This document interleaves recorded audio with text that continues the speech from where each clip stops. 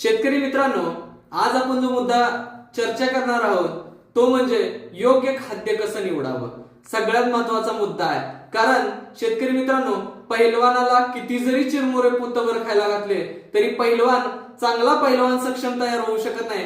त्याच पद्धतीनं आपल्या जनावराला योग्य पशुखाद्य घातल्याशिवाय दूध उत्पादन वाढणार नाही, जनावरांची तब्येत वाढणार नाही आणि जनावरांची रोगप्रतिकारक शक्ती वाढणार नाही. या तीन गोष्टी महत्त्वाच्या जाणून घेणं गरजेचं आहे. त्यामध्ये योग्य पशुखाद्य कसं ओळखायचं त्यामधला पहिला नियम आहे, शेतकरी मित्रांनो, आपण जे पण पशुखाद्य घेतोय त्या पशुखाद्यामध्ये असलेल्या घटकांचं प्रमाण, प्रथिने असतील, मिनरल असतील, कार्बोहायड्रेट असतील, हे योग्य प्रमाणात आहेत का हे जाणून घेणं गरजेचं आहे. त्यानंतर दुसरा महत्वाचा प्रश्न, जर कमी खर्चात आणि जास्त फायदा देणारा करायचा असेल तर त्यामध्ये हिरवा चारा, सुका चारा आणि सायलेज या तीन गोष्टी जर आपण वापरत असेल आणि त्यामध्ये सायलेज मध्ये थोडासा गुळ किंवा गुळाचं पाणी घालत असेल तर आपलं उच्च प्रतीचं खाद्य तयार होतंय, हे सुद्धा महत्वाचं आहे. त्यानंतर तिसरी गोष्ट, शेतकरी मित्रांनो, बायपास फॅट असणारे घटक असणारं खाद्य जर आपल्या पशुला जात असेल तर नक्कीच आपल्या जनावराचं दूध वाढणार आहे. शेतकरी मित्रांनो,